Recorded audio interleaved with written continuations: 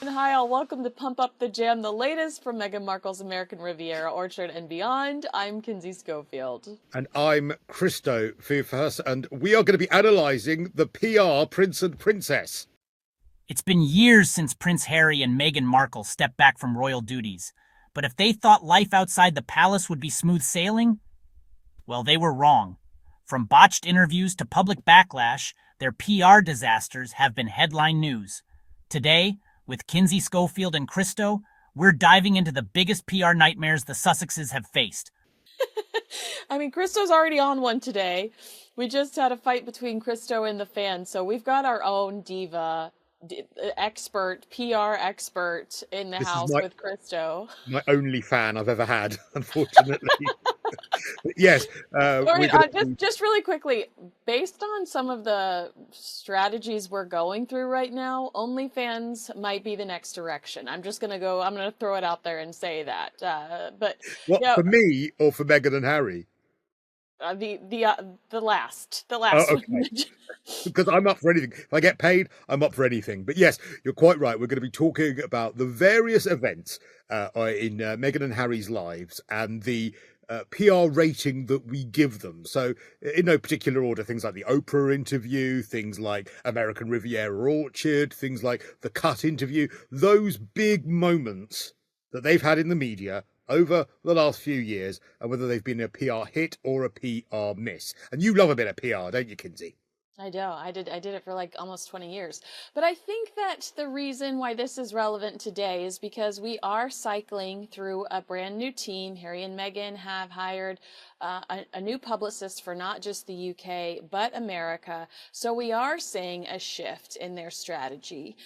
And, you know, how that differs from Harry and Meghan of 2020, I think that it differs quite a bit.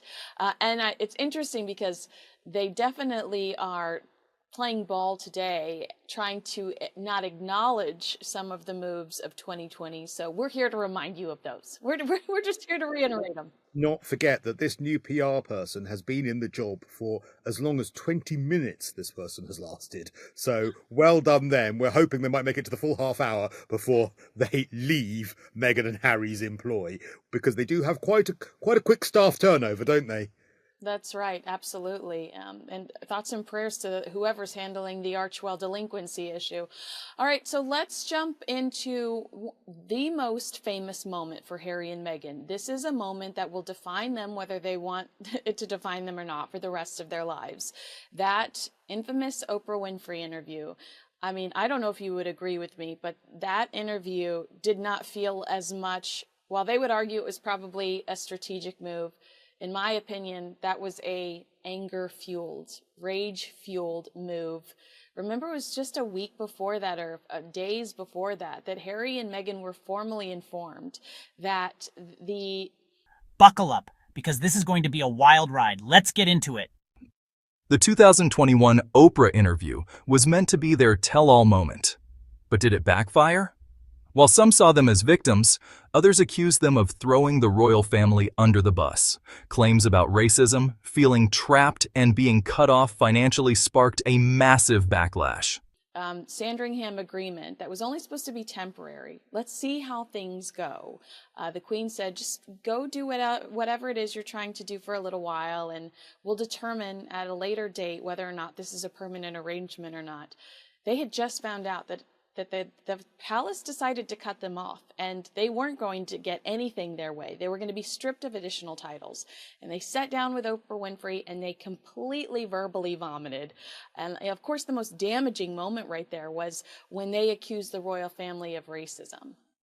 Absolutely. And they didn't even have a consistent story when it came to that racism, because according to Meghan, it happened after Archie was born. According to Harry, it happened before Archie was born, or vice versa. It definitely wasn't consistent between them both. And then, of course, we ended up with yet another one of their PR stooges, Omid Scobie, then saying it was the Princess of Wales that apparently made some comment. And the King. And the King about the comment of Archie's skin. Which again differed from the Oprah interview, because they said it was one person. Omid Scobie came out and said it was two people. And of course, we had no context whatsoever. We didn't know whether it was said negatively. We didn't know whether it was a genuinely curious question or whether it was genuine concerns about the colour of that person, of Archie's skin. So again, they knew that there was no context being given. And what a nice couple to be doing that whilst Harry's grandfather was literally on his deathbed, which was when they gave that interview. Prince Philip seriously ill when they gave that interview. It wasn't just that, they were wrong about Archie and Lilibet not being given titles. They weren't entitled to those titles while the Queen was still alive, because it would be the grandchildren of the sovereign that is entitled to those titles as well. It was Meghan's truth, not necessarily the truth. Also the fact that they didn't have access to the mental health support, when of course Harry was patron of a mental health charity, so it would have been a very easy phone call to make. It was grenade after grenade after grenade being thrown in the direction of the royal family, knowing that there would be very little right of reply. But when, of course, the royal family did reply, it was the most perfect reply. And that is, of course, well, I'll let you say it. Recollections may vary, and it was Valentine Lowe that later reported that it was the Princess of Wales, Catherine, who really gave the stamp of approval on that cutting line, which I love. I love to hear that. Also, when you were talking, I was thinking about Meghan. We'll get to the Netflix documentary in a second. But in the Netflix documentary, Harry and Meghan watching the Oprah interview, and how resentful Meghan was over the fact that the media took and ran with the racism storyline versus her mental health. She was angry that they didn't focus on her mental health. She talked about, I that's what they ran away with. I thought, they should be talking about my mental health or something to that effect. And let's not forget Queen Elizabeth's now iconic response, recollections may vary. That interview was a double-edged sword. It brought attention to serious issues but damaged their credibility. People questioned their motives and the accuracy of their claims. It was a PR disaster, no doubt about it. Their Netflix documentary was supposed to give, but instead, it exposed inconsistencies in their claims. Well, I mean, I actually, it's one of the few occasions I agree with her. I mean, I think we should have serious conversations about Meghan's mental health. I think we should all be talking about Meghan's mental health. What do we think is a PR rating, though? Because when it comes to their own personal public relations, obviously when it comes to getting the press, it's a 10 out of 10. When it comes to the way in which they were perceived, though, and whether it made people like them more, well, I would say it's a bit more of a divisive score. I'd say at the beginning it was 10 out of 10, because you have to keep in mind this is around the George Floyd riots here in the United States that bled over into London streets. This is in the middle of a plague. This was a delicate time for our culture. So hearing that the royal family had potentially been racist towards Meghan Markle, as a commentator, as anybody on television, if you did not side with Harry and Meghan, it was immediate cancellation. So I did think that they had positioned themselves as victims intentionally. I thought that it was a strategic move. And you had to go on TV and defend them and say how horrible. We need to fire the person she sat down with that didn't offer her mental health help. We need to fire this person. There needs to be an investigation. But as Harry and Meghan continued to talk and some of their stories started to unravel, now you have Chris Rock standing on a stage for Netflix saying, of course they asked what the baby looked like. Who's not going to ask what the baby looks like in that scenario? I mean, this is the censored clean version of the Chris Rock, diatribe. But then you start having real public figures questioning their narrative. And so I think it was an initial 10 out of 10. But the further we get away from that Oprah interview, I feel like that was one of the most detrimental things that they have done for their brand stateside. I mean, globally. Yeah, you're right. So let's give that. What should we give that? 2 out of 10? 3 out of 10? I mean, maybe 2 out of 10. 2 out of 10. Okay, that's what that one gets as well. You're quite right. Just to finish on that, you're absolutely right, because everything they've done since, perhaps if the Oprah Winfrey interview had been it, that was the only thing they'd done, like Diana, when it came to her Panorama interview, absolutely shocking incident, but the only time really that she gave a broadcast television interview. So the impact of it and the PRness of that was very high. The bullying allegations, the book, the Netflix documentary, all chipped away at that PR credibility of the Oprah interview. So you're right, 2 out of 10 is what they get for that. Should we go on to the Netflix documentary, because it kind of ties in, and as you referenced that, this was Harry and Meghan. 6-part series, was it? 8-part series, 4-part series? I mean, I don't know. It was a lot of episodes of misery. It was a lot of episodes, and it was very insincere. The one shot that stays with me is when Meghan was conveniently recording Harry's proposal when she's on the phone with Jessica Mulroney. Like, so you're conveniently screen recording. Fact checkers had a field day pointing out misleading footage, while critics labeled it self-indulgent.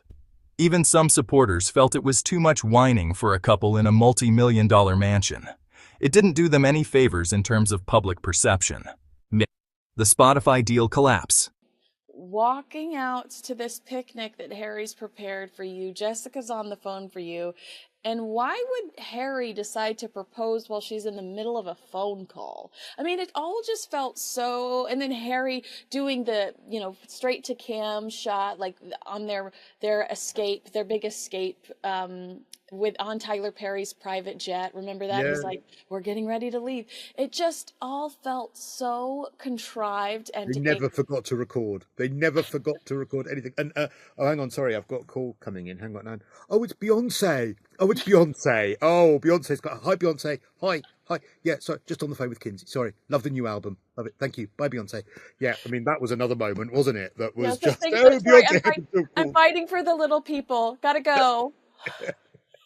So, and of course, let's not forget the bowing moment as well when Meghan alluded to the time when she apparently met the Queen. And if you look at the late Queen Elizabeth, and when you look at Harry's face during that as well, I mean, he is horrified. He's like, "What have I married? What is going on here?"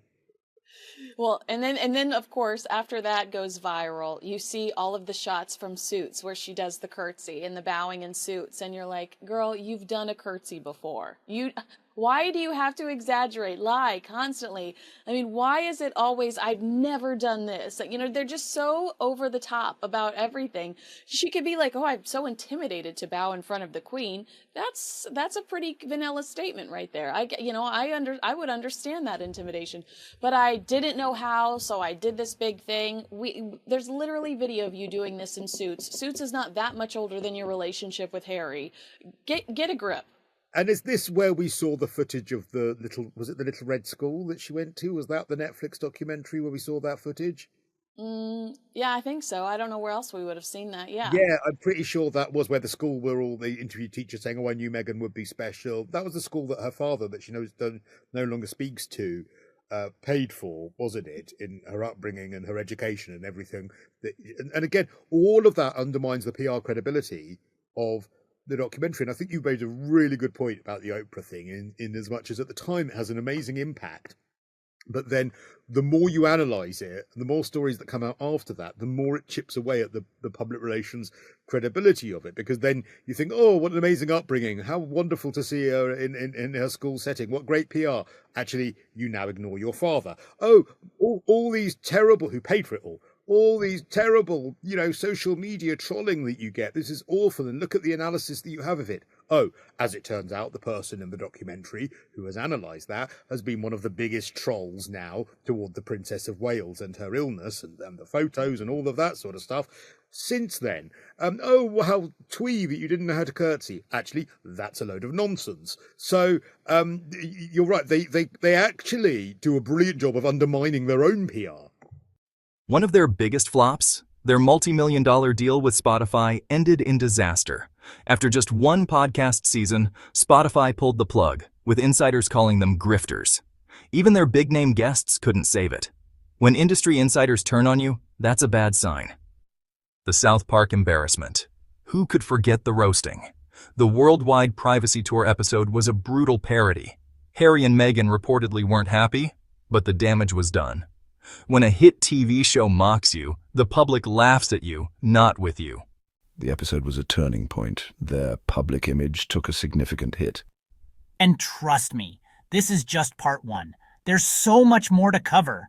If you're enjoying this, hit that subscribe button and turn on notifications. Harry and Meghan have had some serious PR blunders. Will they bounce back? Only time will tell. Thanks for watching, and we'll see you in the next one.